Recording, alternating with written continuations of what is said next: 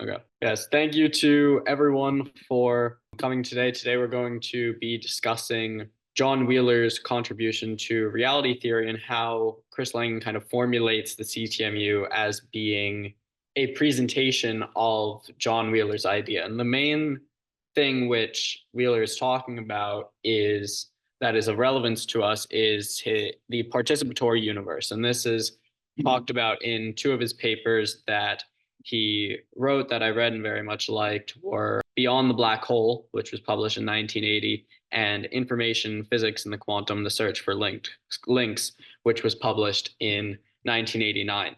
And a lot of people don't know this, but he actually coined the term black hole, and he's very respected as a physicist. But what he saw is that a lot of these physical models, both of cosmogony, of how the universe is created, but also just of how the universe synthesizes itself and evolves over time, are actually quite lacking when you get into their technical details. That he envisions this kind of grand theory of physics that implicates human observers in the structure of the universe. And so his idea of the participatory universe can be summed up through this idea: as you have observer participants who are, like is said in quantum physics, that we as participants in reality are providing information at the quantum level. And then that information then parameterizes the laws of physics, how the universe evolves and synthesizes its information. And then finally, that parameterizes the laws of physics. And then that goes back around.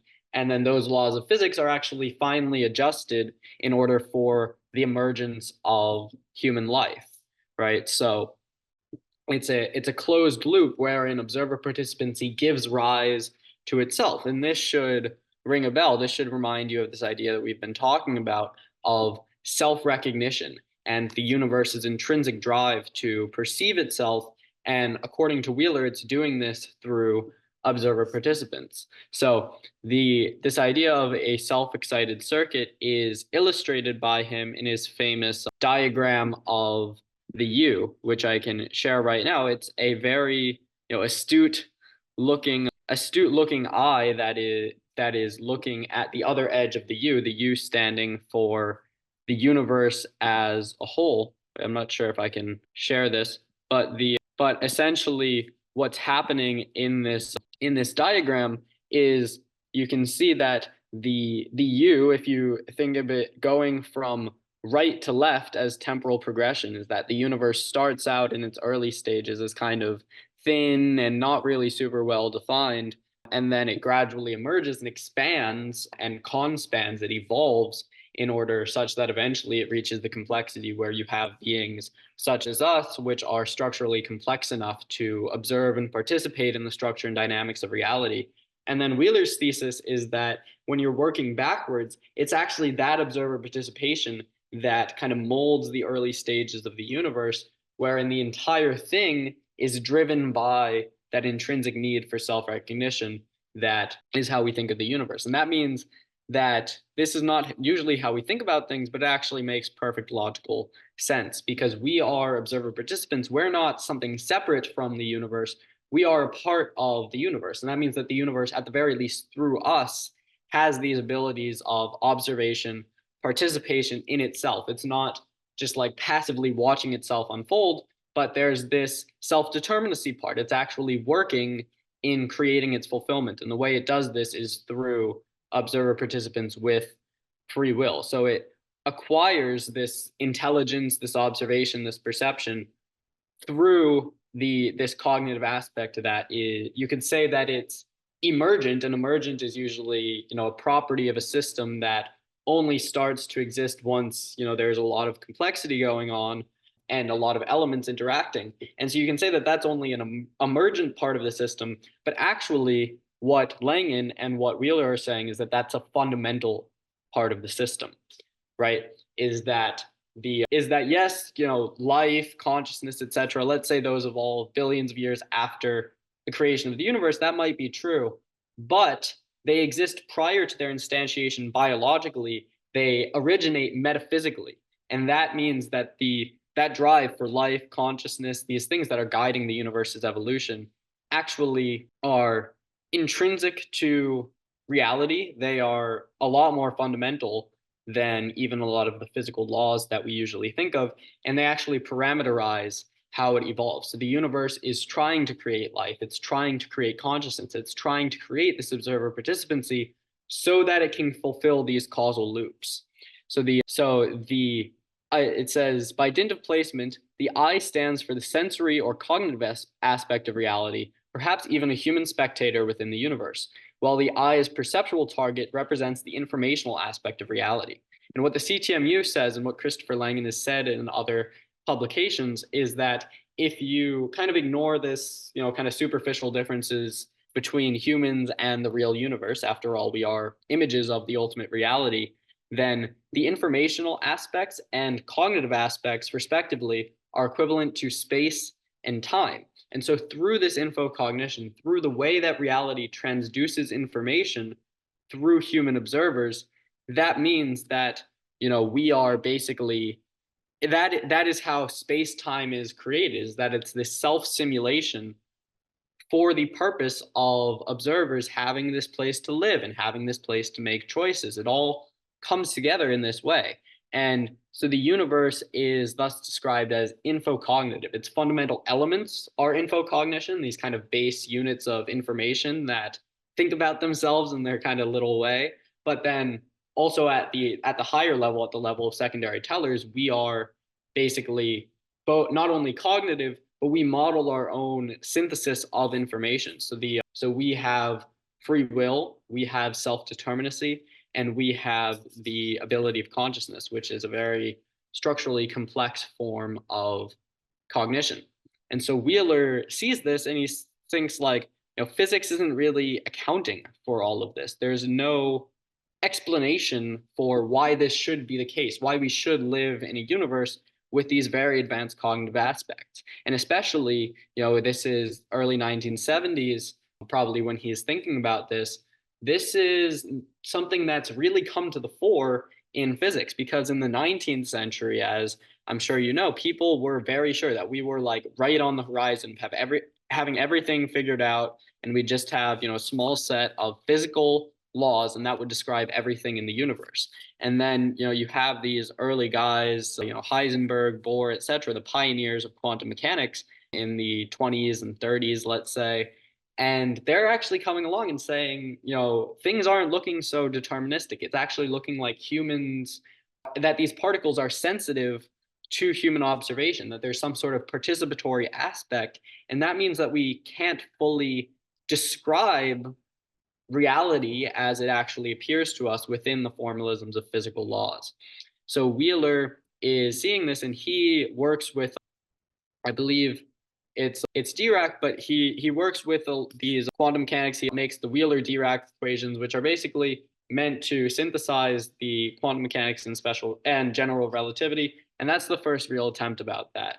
And I've written about that, and I think he actually does a very good job. And you can kind of generalize his approach to be thinking about not only quantum operators, but syntactic operators. And he's actually very well ahead of his time there. But even after that, he's still thinking that like, this isn't quite cutting it, is that we're never going to have like a fully physical model that can fully explain everything that we want to within physics. And so, but he doesn't abandon the project of physics. He gives a set of constraints for a future, basically, discipline, what we'd now call mathematical metaphysics, that is capable of explaining all of these things. So there are several concepts that he has, and we'll discuss each of these and how they relate to the CTMU and how they are basically proven within their own referent context as well.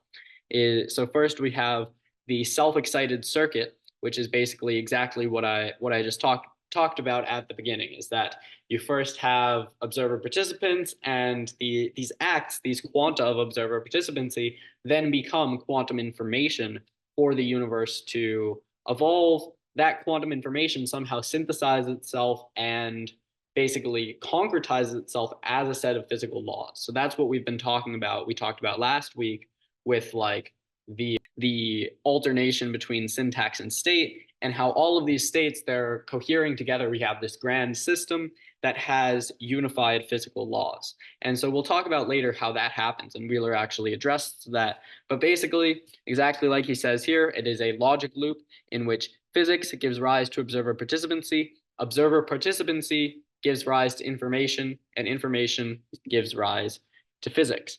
So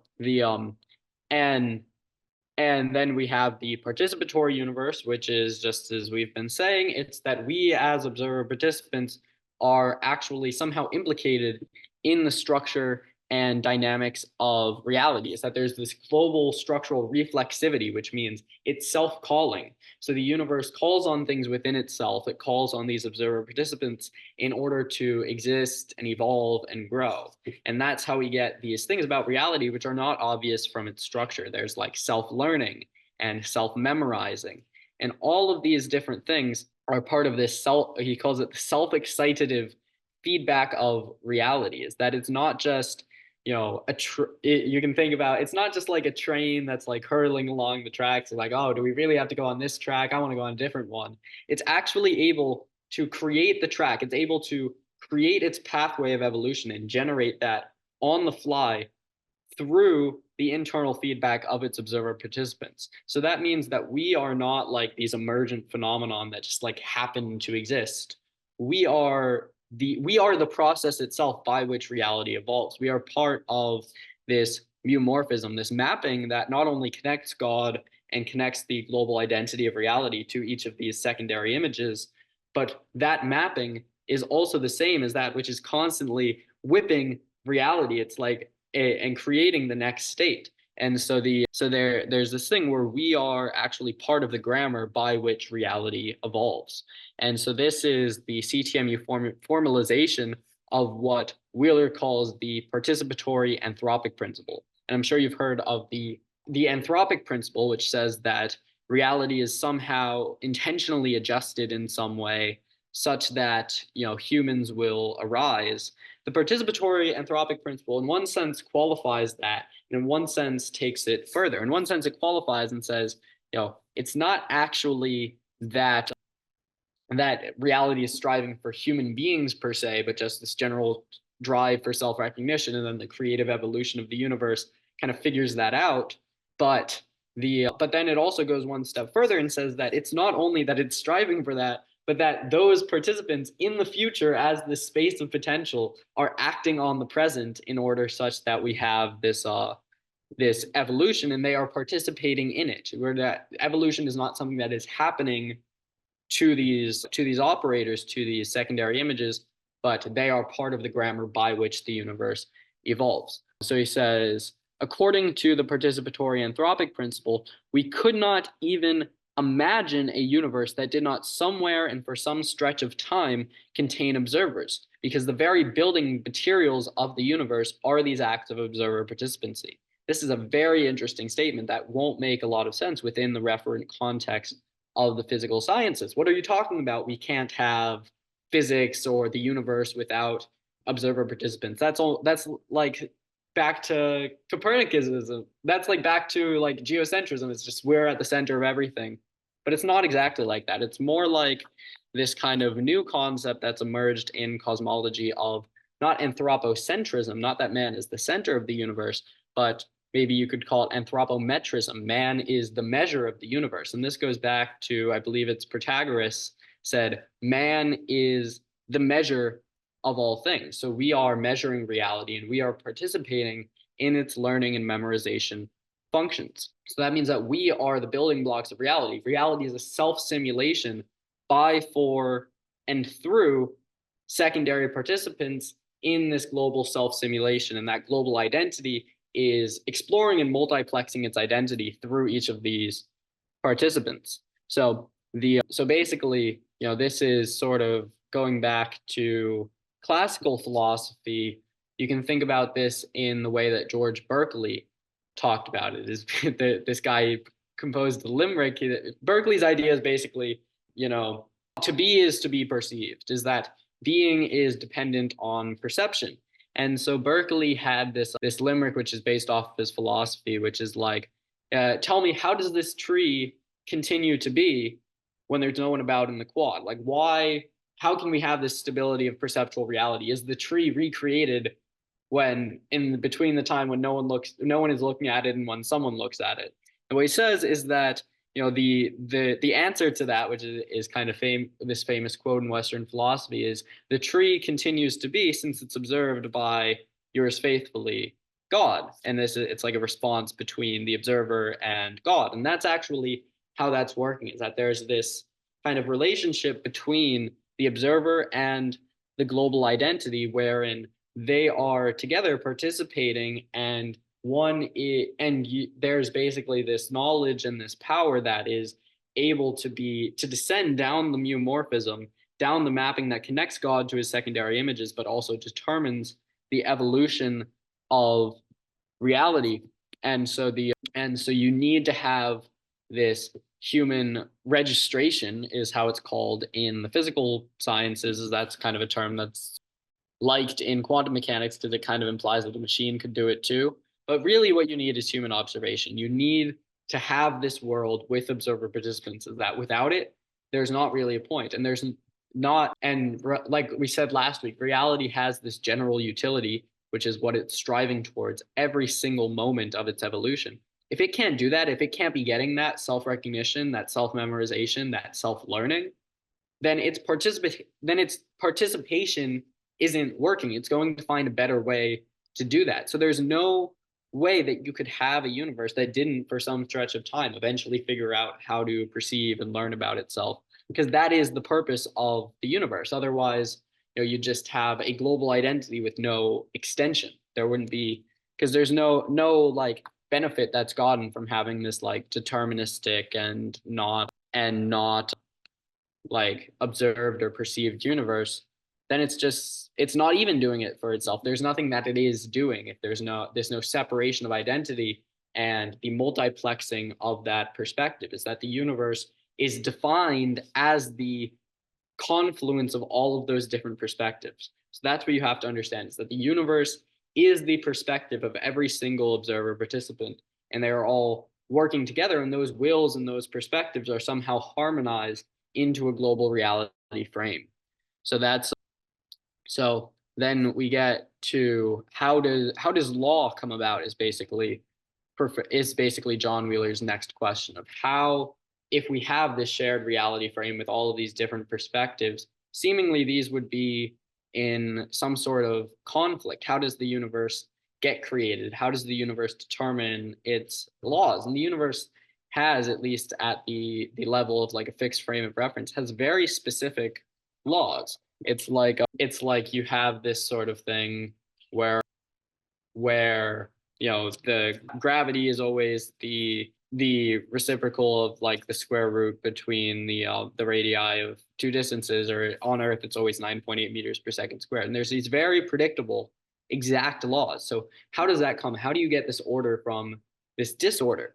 And basically the thing is that you have those different perspectives. Obviously there's this kind of all of these different ways of looking at reality that reality is doing for itself through its secondary images, but then those all come together in the global identity. And that's the most important part, is the universe develops its laws of operations through its evolution. Is that it's not like there are just these laws that deterministically act on other things that were previously created, but the laws themselves, the observer participants, are participating in the universe and parameterizing its laws. So the laws are created for the maximum self-utility of reality. That's what you have to understand, is that this universe with all of these regularities and fixed laws, it did that because it works, because it starts with these intense foci of like intelligent energy into a point, and that like coalesces, and they eventually get to some sort of order. And then it's basically a process of natural selection from there. It's like what works, how is reality is learning about itself through the process of its evolution, because it has this morphic resonance, like it's called by Professor Rupert Sheldrake, which is sort of a cousin of the CTMU. It has these abilities of consciousness and memory all of these different things. So Wheeler asked, if you were the Lord, if you were God constructing the universe, how would you have gone about it? And the answer is that he actually, didn't do that. If you're thinking about this as, God creating the universe, is God sort of allows the universe to adjust itself on the fly with these sort of fixed like global structure, but it actually adapts on the fly to freely changing internal conditions. So there's this distributed freedom that allows reality to be a little more hands-off. Is that there is this primordial chaos logically, but it's always within a broader order, and ultimately the universe figures out what works best for itself. And so when Wheeler says it's inspiring to read the life of Charles Darwin and think about and he's referring to his theory of natural selection, is that how the division of plant and animal kingdoms, all this myriad of order, came about through the miracles of evolution, natural selection, and chance mutation. To me, this is a marvelous indication that you can get order by starting with disorder. And Christopher Langan takes this one step further. He says, not only can you get order from disorder, but the way it does this is through that natural selection. As he calls it, the CTMU, a theory of meta-Darwinism, is that the universe is self-replicating and self-selecting at all levels. It's, branching out into all these different timelines, and then it's selecting which ones are working, adding that like program to that algorithm to its structure, and then continually improving on itself. So that's basically what natural selection is doing at the biological level. Reality is doing at the cosmic level as well. So that's how you get order, by starting from disorder. And the same thing is happening with basically that disorder starts with unbound information, is ontic potentials. That information is basically distinguishing one piece of the universe from everything else. It's a 1 and it's a 0. It's either on or it's off. And so there is information that resides in every single quantum event. It's like, did this happen or did this not happen? And that's why at the lowest level, these things are referred to as events. And you can think about them as literally one bit of information. And ultimately, every single physical quantity comes from this binary yes no indication. Is it 1 or is it 0? Yes or no? Does it exist or does it not exist? If you can't tell me that, if you can't, Chris Langan in his documentary interview, he's like, can you see me through that monitor? The answer is 1 or 0, yes or no. Perception, cognition, the universe all depend on these binary indications. It all depends on these two-valued logics. And the information, and by the way, the universe as a whole can be considered information, because information is it's a primary distinction. There's an inside and there's an outside. It's like a house is like, the universe is within the house. It's within that closed descriptive manifold that is this self-synthesizing information system that omits no essential predicate. So reality is not only information, it is all of the information, and it's informing itself on its structure and evolution through the SCSPL, through the self-configuring, self-processing language. So there are 5 questions and clues that he says, and we'll go through these very quickly, and then we'll get to questions. That says, how come existence? So why does existence exist? Basically, in the CTMU, existence is a predicate that reality ascribes to itself. Is that reality is an identification operator that can say, I exist now. It is actually useful for me to exist. Is that there is a utility that will come through the extensional aspect of my existence.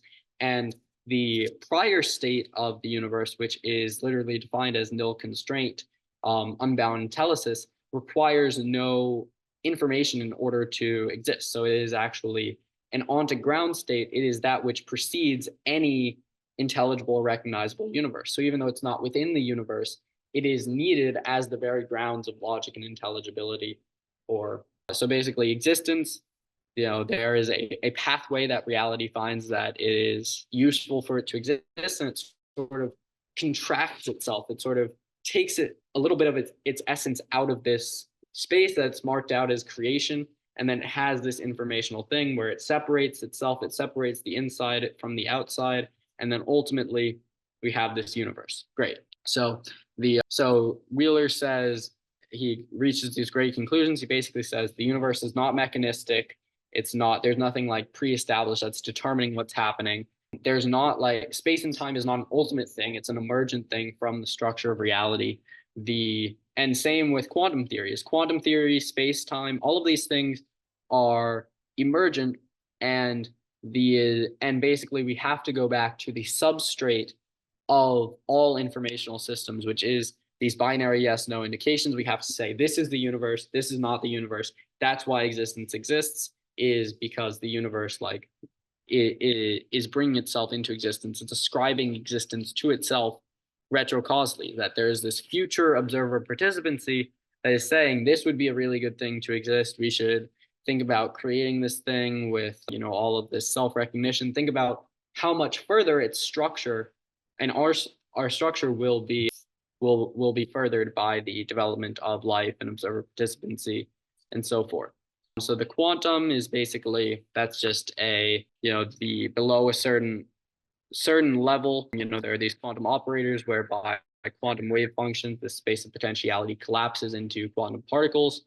And, you know, I've written a paper about this. You can read in Time and Existence, Skeletons of a CTMU Fundament Theory of Quantum Gravity, as I actually reference the Wheeler-Dirac equations and basically show how you can basically deduce from that the existence not only of quantum operators like Wheeler thought, but also of syntactic operators that are actually, these quantum things have to exist because they are basically participating in the syntax, the rules and structure of reality. So the one world, again, the one world out of many observer participants is because there is the shared set of perspectives, but ultimately there's a global identity that has to synthesize all of those. And that's this idea of distributed solipsism, is that there is one being in the universe that is taking all of these different viewpoints and then bringing them together.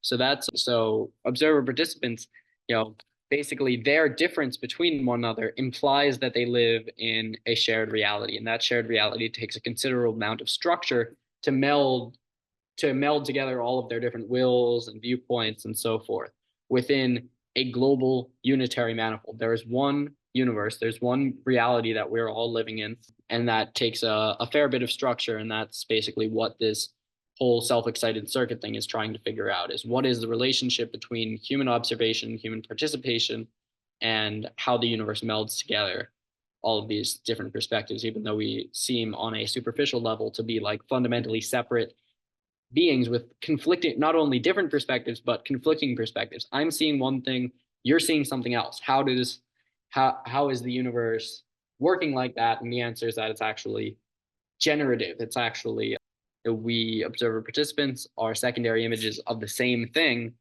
and then we can take on a different set of perspectives without harming the overall perceptual unity of reality. So yeah, it's not strictly for ourselves, it's not solipsistic, it's meta-solipsistic. It's that there is one global observer, one global identity of reality that is taking this general perspective, and basically we are the eyes and ears of that global identity on Earth. And that global identity is holding all of these systems, all of these perspectives together in a single unified reality. So this is why Christopher Langan says God is the principle of consistency that binds all of our different perspectives together. And that's very important, is that. So next we have no tower of turtles. So basically we can't have an infinite regress because that's a logical impossibility. We have to have this dual self-containment wherein the explanation for reality resides in reality itself. There can't be something external to reality. You know, we can't just keep saying, well, reality works because it's stacked on a turtle, and that turtle works because it's stacked on a different turtle. Ultimately, the explanatory buck has to stop, and we have to get to a level of deep reality wherein reality explains itself. It is perfectly working. And so Wheeler adds a crucial insight. He says, to endlessness, no alternative is evident but a loop, such as physics gives rise to observer participancy gives rise to information, and information gives rise to physics. There has to be a level whereby we have basically reality as this looping aspect wherein it is ascribing existence to itself. It can't, remember the reality principle, it can't depend on anything whatsoever that is external to itself for its structure, existence, or evolution. That would be a logical contradiction, right? So So let's go back here. No laws. We can't have pre-existing laws like we just discussed. The universe has to come up with its own laws on the fly for its self-generative evolution. We can't have a continuum because then you have an infinitely subdividable interval. There's no spatial extent. You get all these little zero-dimensional points together. Guess what? It's still zero-dimensional. You can't build a manifold without this conspansive aspect. And that means that you have to have this space of potentiality, which is in principle continuous.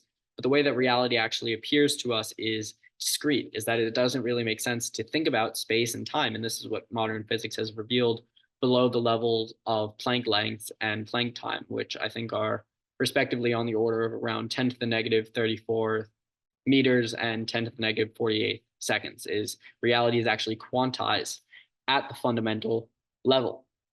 Is that the continuum, which is kind of an idealization of motion and evolution, is actually it's fake. It's not real. That's only a way that we can think about the limit of reality, and that's a very useful approximation. But ultimately, just as the explanatory buck has to stop somewhere, so does the division of the continuum. So the so numbers would, again, and so that applies to mathematics as well, is that numbers that don't terminate on a number line somewhere only have abstract existence. There can't be an instantiation of them in reality. Doesn't mean they're not real. They're still part of the SCSVL grammar, but you're not going to find, square root of -2 phones somewhere on the ground. Just can't work. You could find 1.4 phones in principle that was broken, but that's because the number terminates. So no space or time. Again, space and time are emergent. They're not fundamental. Space and time doesn't have the structure to bring itself into existence because it's physical. So we can't rely on relativity or quantum theory. All of these things are emergent. They're linear. They're called the linear ectomorphic semi-model. They're the physical half answer to how reality works. Everything else is, it's only, it's not fundamental. What's fundamental is reality itself. And somehow within that reality, we have to think about, at the physical limit, space and time emerge. We can't say, so it says, Wheeler quotes Einstein, he says, time and space are modes by which we think and not conditions in which we live. Just as there's no continuum, there's no infinitely subdividable reality, same way there's no ultimate basis to space and time. They're just these kind of generalizations of information and cognition in which we think and live, in which cognition and perception work. But ultimately, we need to derive, they're not fundamental. We need to derive them from a more fundamental theory of spatial extent. So it says, we will not feed time into any deep-reaching account of existence. We must derive time, and time only in the continuum idealization out of it, likewise with space. So again, space and time are discretely quantized. The boundary of a boundary is 0. This is important, but it's not really within the scope of what we're going to talk about in this class. I might do a different feature on that. But no question, no answer. Again, we have to have these acts of registration. We're asking questions of reality in order for it to evolve. We're asking questions, and then the reality is giving us information in the form of an answer. We make a choice, what happens? So basically that, he says, question and answer, the stimulation, observation of an event cannot be separated on an ontological level, and they cannot be shielded from the influence of the environment. At the root of this criterion are quantum uncertainty and complementarity, the foundation stones of quantum mechanics. So that's basically what quantum mechanics is. It's been telling us all along, is that we need these acts of registration in order for concrete existence, and that's basically what reality is doing. It's self-registering itself. It's recognizing itself in the form of observer participants. So that's what gives it the answer, so to speak, which is basically just all, reality. So the super Copernican principle is, again, that observer participants at any time or place in space and time can impact because we have this retrocausality. There's not only not here-centeredness, not only are we not at the center of the universe physically, we're also not at the center of the universe in time. There's no reason to give special ontological status to the present, because observer participation functions retroactively. So future observer participants can have an effect not only on right now, but back to the very beginning of the universe. So basically, the universe is a closed loop. It's what Christopher Langan calls a meta-simultaneous flash of parallel self-differentiation. Is that, and that's like 8 big words right in a row. But basically, what that means is that it's all happening at the same time. It's one huge flash of reality becoming aware of itself, and that's and so you can think ultimately of the initial state of reality, which is represented by that like thin sliver of the U at the beginning of the self-excited circuit, as in some ways being exactly the same as the ultimate fulfillment of that reality. And it's only that middle, that hero's journey, so to speak, whereby you go into that realm of chaos and disarray, but ultimately it comes back. And so everything is part. So every point in time is interconnected in ways that aren't discernible on this plane of existence, because there are these retroactive ways of participating in reality. So the participatory burden, Langan says, is effectively distributed throughout time.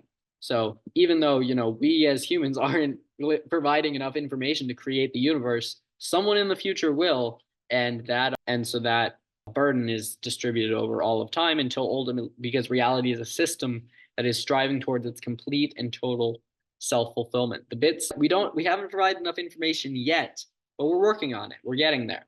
So future generation of observer participants, possibly representing modes of observer participation other than that associated with human observation, such as you can have not these like chemical bodies, but you can have pure light bodies or purely spiritual bodies as well. And these ways of existing that aren't entirely physical can weigh in on the future. So you can have these higher density beings that are basically that means that there is more spiritual mass. There's more like photic, like light concentration. There's more concentrated telesis. There are more structurally complex tellors in the same amount of physical space.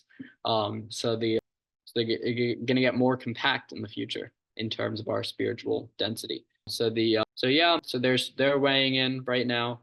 Then consciousness is fundamental. We've been over that enough in this presentation. And more is different, is that reality is becoming complex. That means that each new level of complexity interfaces and multiplexes with every single thing which already existed, meaning that it's not becoming linearly more complex, it's becoming exponentially more complex as it evolves and expands. So that's basically what John Wheeler is contributing to our discussion of reality theory. I'll do a little bit of questions on that. I threw a ton of material at you right there, but just what is, yeah, so thank you. Is there any questions or whatnot? Hi. I can't think of any question relating to what you just said, but could you maybe explain inner expansion, like step by step? Yeah, I can. Yeah. So basically, inner expansion is it's not only, so basically the way that we're used to thinking about evolution, about specifically expansion, is something that's happening outwardly, is that things are growing in their height, length, whatever, right? But actually the circle, you're aware of these inner expansive domains, which means that each individual like tiny seed, like little point of potentiality is has 2 phases by which we talked about this mumorphism, which means that every little moment there's a new state that reality has to evolve into. And the way it does this is 2 simultaneous phases of evolution. There's inner expansion and there's requantization. And so that actually happens not at the level of an individual thing, but at the level of the entire conspansive manifold. Now, the conspansive manifold is a mathematical structure that essentially not only tracks, but actually describes reality's evolution over time. So the evolution of that manifold is the evolution of reality. So you can think of these IEDs, these inner expansive domain, as like a swarm of interpenetrating spheres, and they're scrambling to organize in a way that makes sense in accordance with reality's evolution, just like we talked about with observer participation. There's new information that's coming in, and now it has to scramble. Now it has to change it's like a game of musical chairs at the quantum levels, that it has these two things. It has inner expansion and then it has requantization. It's that the entire conspansive manifold is expanding into a domain of potential, right? Is that it's basically moving back into its pre-informational phase as the syntactic metaverse, as this abstract space of potential from which it can select. And then so it opens itself up to all of these different possibilities during inner expansion. Then it gets all of its information basically injected into it, and then it has to figure out what to do on the fly. So that means and it does this through three layers of signs. As it does this at the primary level, which is harmonizing all of these wills. It does this at the secondary level, which is all of these basically observer participants, and it does this at the tertiary level, at the level of syntactic operators. So basically all of these spheres are expanding into one another in some sense, but not in a physical sense. They're not getting bigger in the process of doing this. They're actually getting smaller as their state is replicated within the image of the previous one. They're getting smaller, at least relative to reality, or to the real universe, which is expanding. But then they collapse. They then go back to their new state, and that's called requantization. So basically, inner expansion is just the first, and you can let me know where I can answer more and can help you more.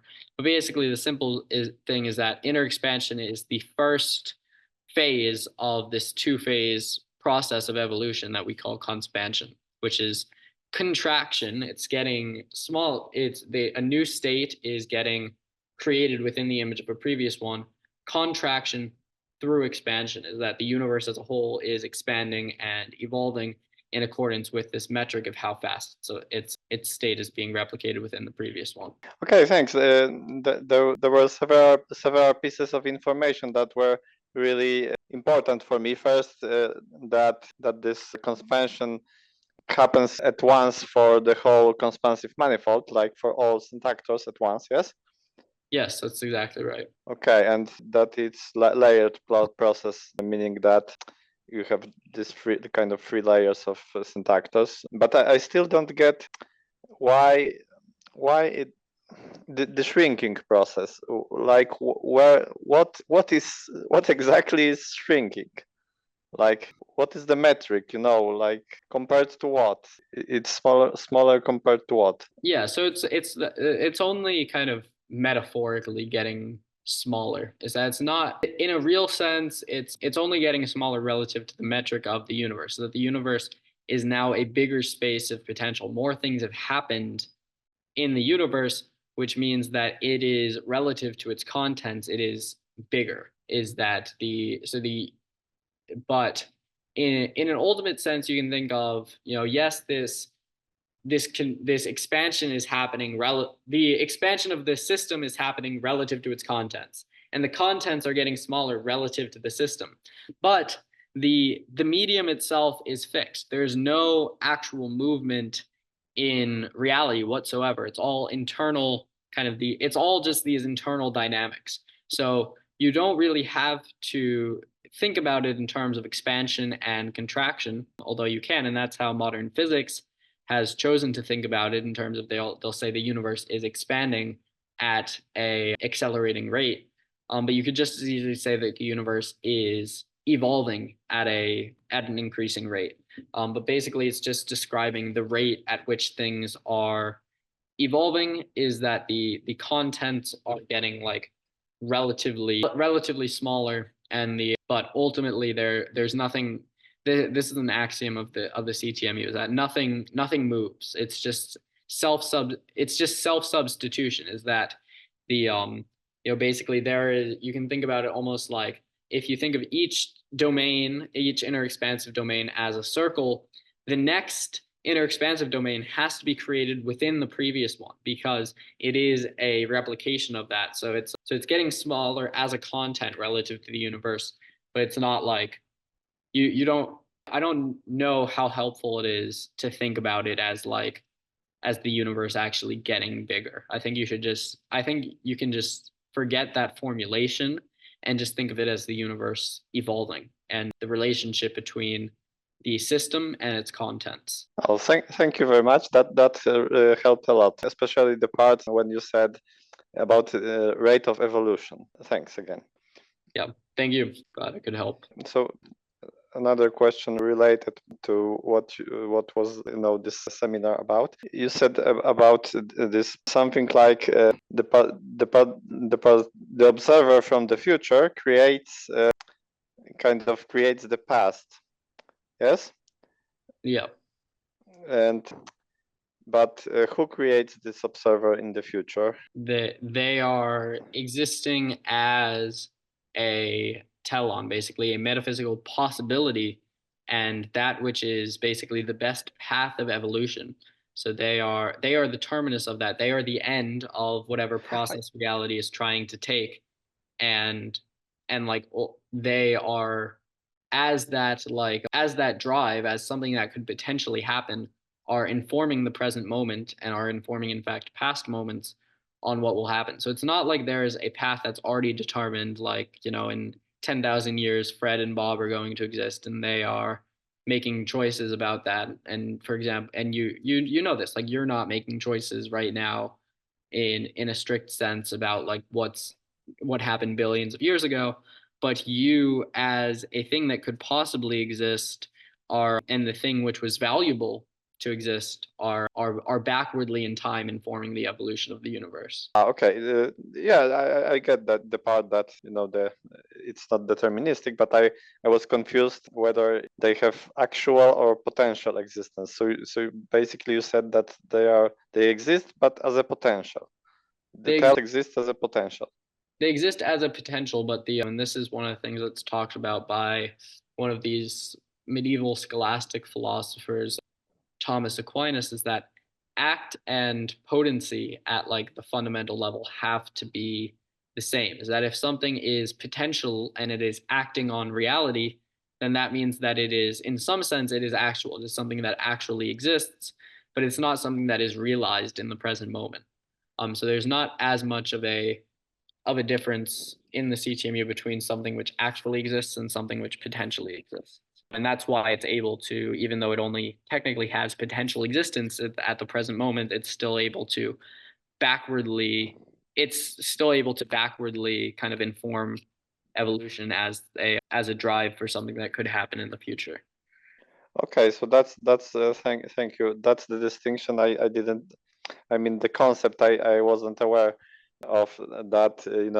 If something exists as a potential, but it can act on a reality, it makes it kind of actual. But it makes sense. Like like when you think a goal in your head, it's only in your head. Yeah, like it's just imagination, but it acts on reality. Like you execute actions in reality according to that goal, but the goal itself you can't like put it on the table. Okay, so that makes sense. Thank you.